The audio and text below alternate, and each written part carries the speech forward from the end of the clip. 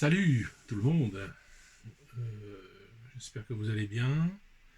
Vous avez passé des bonnes fêtes de Noël, parce que pour vous c'était hier. On est le 26. Nous c'est pas encore. Nous les fêtes il y en a pas, il y a rien eu du tout hier. C'est le 31 au soir et le 7 janvier. Abonnez-vous, mettez un pouce, tout le cirque. Et puis pensez aux mamans des soldats, qui en fait refusent l'argent que je leur ai donné la dernière fois. Je vous ai mis ça sur Telegram. Elles n'ont pas voulu les sous pour elles, pour se faire un petit cadeau, tout ça. C'était l'idée première, mais elles m'ont demandé si, plutôt que ça, elles pouvaient utiliser les sous pour envoyer des choses utiles à leur mari ou à leur fils. Bon, bah évidemment, j'ai dit oui. J'espère que tout le monde est d'accord. J'ai pas eu le temps de demander à tout le monde avant, hein. Ça s'est fait en 10 secondes. Donc je pense que tout le monde est d'accord avec ça. Donc j'ai mis des photos de ce qu'elles ont envoyé, elles ont acheté, a été mis dans une camionnette, c'est arrivé. Et il y a même une photo avec les soldats d'ici, de la ville, qui vous remercient. Qui a été faite pour vous remercier en fait, cette vidéo, cette photo. Voilà. Et puis les enfants ici, leur Noël c'est le 7 janvier, donc vous avez encore le temps d'envoyer un petit peu de sous si vous voulez, ou les achats n'ont pas été faits encore, et puis comme j'ai déjà dit, je voulais donner un peu aux mamans pour les réparations de la maison. Ça sera leur Noël aussi. Bref, j'ai reçu beaucoup de messages suite aux drones qui ont explosé à Kazan. Alors, je vais vous dire ce que je sais des gens qui habitent là-bas, des informations qu'on a en Russie, et non pas de ce que vous dit LCI ou je ne sais quoi, ou que ça doit être. Je ne sais même pas ce qu'ils disent d'ailleurs. J'imagine qu'ils disent que c'est une grande victoire démocratique. Voilà. Que quand c'est les Ukrainiens qui font, j'ai entendu quelqu'un dire ça, que c'était une action héroïque, et que si jamais c'était les Russes qui faisaient ce genre de choses, ça serait une absolue horreur. Enfin bon, c'est des gens qui n'ont ni honneur ni rien, qui valent rien, donc ce qu'ils disent ne m'importe peu. Alors, qu'est-ce qui s'est passé exactement? Première chose qui découle de tout ça, il y a interdiction de vendre des pétards plus gros qu'une certaine taille pour les fêtes de Noël, les mariages, etc. pendant un certain temps. Parce que apparemment, ces drones sont arrivés sans charge, logiquement, ont été amenés jusqu'à Kazan vides, et ils les ont bourrés avec des explosifs, avec de la poudre noire qu'ils ont trouvée dans les pétards. Alors bon, en Russie on a l'habitude, hein, c'est pas des pétards que vous avez en France, c'est interdit en France ça, mais c'est des pétards comme ça, voilà, vous allumez une mèche et ça vous fait un feu d'artifice pendant 5 minutes. Les gens font ça pour les mariages. Ça apporte souvent des accidents parce que quand ils décident de faire ça, ils ont déjà un coup dans le pif. Ça fait peur aux chiens, ça fait hurler les bébés qui dorment parce qu'ils font ça au milieu des immeubles évidemment. Enfin au milieu, je veux dire, il y a une barre d'immeuble, vous savez, qui fait un U là ou un carré. Ils font ça au milieu que tout le monde voit bien. Et voilà. Donc, un petit thé noir au citron. Donc, c'est pour ça que vous pouvez vous rendre compte sur les vidéos que ça fait pouf. Et puis, bon. Alors, effectivement, quand sur la vidéo où ça tape dans un immeuble, on voit des vitres brisées. Bon, oui, l'onde de choc, les vitres. Bon, c'est pas. Il n'y a eu aucun blessé, aucun mort, il n'y a rien eu du tout. Vous avez d'autres vidéos où on voit un peu le niveau de pilotage de ceux qui les ont utilisés, où le drone passe comme ça et il tape dans l'antenne qui est sur le haut d'un immeuble, et il tape dans l'antenne. Bon, boum, boum dans l'antenne. Donc il n'y a plus de télé pour les habitants de l'immeuble pendant un certain temps. Voilà. Alors, réaction des Russes suite à ces attaques. Ces réactions, je les ai eues de la part d'amis qui sont à Moscou, je les ai eues de la part d'amis qui sont à Kazan, et je les ai eues de la part des gens autour de moi. Euh, la réaction générale, elle est simple, c'est la suivante, c'est tout, c'est tout ce qu'ils ont. Euh, S'il n'y a que ça, c'est bon, la guerre elle est finie, quoi. Parce que s'ils sont pas capables de faire plus que ça, voilà. Voilà la réaction que j'ai eue de partout. C'est tout, c'est tout. Il n'y a pas plus. Bon, ça veut dire ce que ça veut dire sur la mentalité ici. En France, vous auriez tous peur. Ici, personne n'a peur. Réaction, la plus grosse réaction que j'ai eue, c'est celle d'Elena quand je lui ai appris, parce que je lui ai dit tiens, t'es au courant qu'elle ça? Elle me dit bah non, j'ai plus de téléphone parce qu'elle a perdu son téléphone depuis une semaine. Donc j'ai pas vu, oh là là, mais c'est terrible et tout. Mais j'ai dit attends, c'est juste ça a fait boum, je lui ai montré les vidéos. Alors bon, tu te rends compte, ils ont attaqué Kazan, mais mais c'est tout, pas mais qu'est-ce qu'on va devenir, mais non, tu te rends compte, ils ont envoyé des drones à Kazan. Bon, c'était un peu un choc, mais un choc très patriotique, un choc pas contente quoi. Ils ont envoyé des drones à Kazan. Voilà, donc voilà les réactions que je peux vous donner de ce qui se passe en Russie, de ce qui se dit, de ce qui a été montré.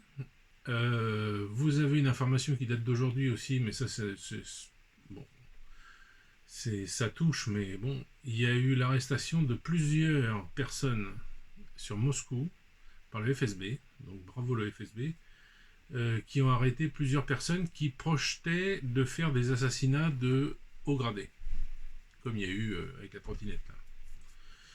Donc je sais pas comment ils s'y sont pris, je sais pas comment ils ont trouvé ça tout d'un coup comme ça sortit du chapeau, parce que ou alors ils devaient les suivre les mecs, puis on leur a dit bon bah stop, on suit plus, on les arrête maintenant. C'est certainement ce qui a dû se passer, mais je constate que depuis le début de cette SVO, donc Special Vojny Operace, opération militaire spéciale on va dire, le FSB fait un sacré boulot. Je vous en parle en tant qu'ancien professionnel de ce genre de choses. Ils ont les moyens. J'ai remarqué que il y avait des fois où ils se débrouillaient avec leur bite et leur couteau, quoi. Hein. C'était pas avec des moyens extraordinaires, mais ils ont quand même. En Russie, vous avez une chose, c'est que, et ça ne dérange absolument personne, c'est qu'il y a des caméras partout. Dans les magasins, aux distributeurs, ce qui fait que n'importe qui fait n'importe quoi dans la ville, si vous êtes quelqu'un de normal, qui a une vie normale, qui n'est pas ni un criminel, ni un délinquant, ni un protégé de l'OTAN ou de l'Europe, puisque les criminels, les délinquants sont protégés en Europe, vous le savez bien, vous n'avez rien à craindre de toutes ces choses-là. Jamais personne ne va vous suivre, jamais personne ne va regarder sur votre compte, votre santé, votre machin. Non, ça n'existe pas ça. Mais par contre ici, c'est utilisé pour justement ce genre de choses, pour retrouver le type qui se barre en courant 4 secondes après l'explosion, vous voyez, ou juste avant, ou une voiture qui passe, ils vont sur toutes les pistes, quoi. C'est du bon travail, oui, c'est du bon travail. Mais là, en France, on fait la même chose, hein. Mais en Russie, c'est beaucoup plus grand. Donc par exemple, une petite ville comme la mienne, bon, dans mon village, j'ai pas de caméra, évidemment, mais la petite ville comme la mienne, tout de suite, vous sauriez qui a fait quoi. À cause de les caméras dans les distributeurs de la banque, à cause de ça utilise beaucoup. Alors, il y a une chose aussi que j'ai constatée, c'est que dans toute ma carrière de flic en France, quand on nous envoyait des documents nous disant voilà la photo prise par la banque du type qui a attaqué la banque, etc., c'était une photocopie d'une photo pourrie, parce qu'ils n'avaient pas voulu dépenser de sous, puis ils avaient mis une caméra pour dire qu'ils ont mis une caméra, mais je sais pas, moi, ça filmait comme il y a 50 ans, quoi. Enfin, on voyait même pas le visage, et on nous envoyait ça en nous disant faut retrouver ce mec-là. C'était une blague. Et par contre, en Russie, quand vous avez des vidéos, des photos, tout ça, c'est assez clair. Ils ont les moyens, ils ont mis les moyens. Enfin, chaque société n'est pas stupide. Les banques russes veulent savoir qui les a attaqués et non pas faire comme si que et c'est les assurances qui vont payer. Non, ça marche pas comme ça. Donc voilà, donc quand il y a quelqu'un qui fait quelque chose, on le sait rapidement. C'est comme ça qu'ils ont arrêté les terroristes du Crocus Hall à Moscou. Vous savez, les Ouzbeks, oui, les Tadjiks, je sais plus. Non, c'est les Tadjiks, je crois. Qui étaient partis, qui avaient fui immédiatement Moscou juste après avoir fait leur mitraillage dans le supermarché, là, et qui ont été suivis. Alors si je me souviens bien, de très loin par un hélicoptère à la fin, qui suivait la voiture en fait, parce qu'ils avaient utilisé la même voiture pour arriver et pour repartir, donc ça a été repéré assez rapidement.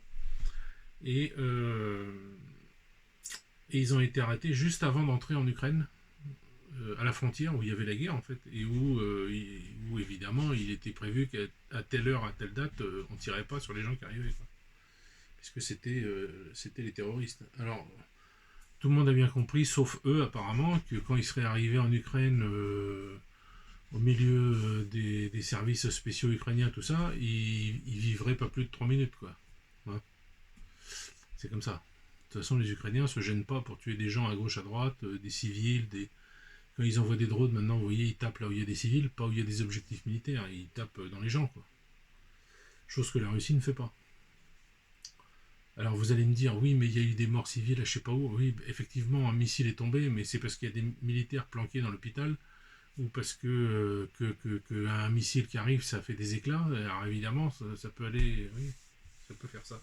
Ça s'appelle des victimes collatérales. Ça veut pas dire que c'est bien, mais on peut pas faire précisément chaque mec sans qu'il y ait aucun. Vous remarquerez quand même que la guerre en Syrie, non, c'était où que j'avais dit? C'était en Syrie, oui. Non, en Libye.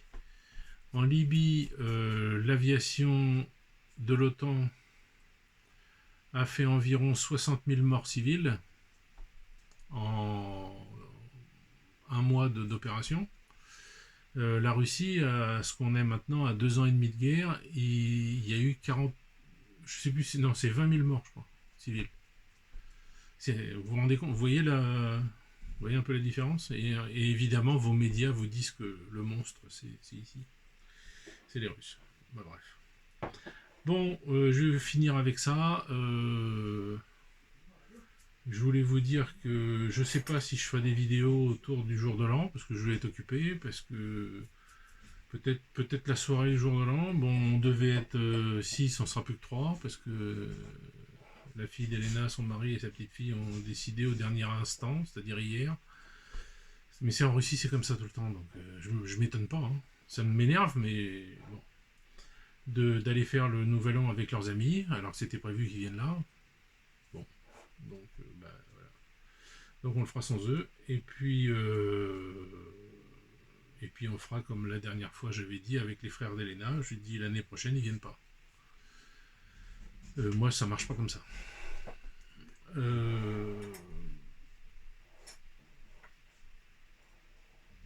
Voilà. Enfin bref, donc on verra ce qu'on fait. J'ai prévu, il y a un copain français qui vient, j'ai prévu peut-être d'aller après minuit, d'aller, si je dors pas, parce que moi, après 20h en général, 21h, je pique du nez. C'est comme ça, j'y peux rien, parce que je me lève à 4h, donc j'ai prévu de peut-être, soit avec Elena, soit sans Elena, mais avec le copain en tout cas, d'aller après minuit, j'espère qu'Elena sera d'accord pour venir, d'aller dans le village d'à côté, chez des personnes âgées qui fêtent le nouvel an, qui m'ont dit de venir. Et puis je me dis qu'après tout, pourquoi pas. Et puis leur voisine aussi, que je connais très bien, qui vient nous voir de temps en temps, pareil, a fait en famille. Donc on ira peut-être faire un petit coucou, quoi. On va finir à quatre pattes, mais je sais pas comment ma voiture rentrera, mais peut-être toute seule, comme c'est arrivé le 9 mai. Je suis rentré, je sais pas comment. Je me rappelle juste que la voiture faisait ça sur la route. Enfin voilà. Bon bah écoutez, je vous laisse. J'espère que vous avez passé un joyeux Noël. Je vous souhaite une bonne année si jamais je fais pas de vidéo d'ici là, parce que je serai occupé. Et puis voilà. Et puis c'est tout. Allez, à plus.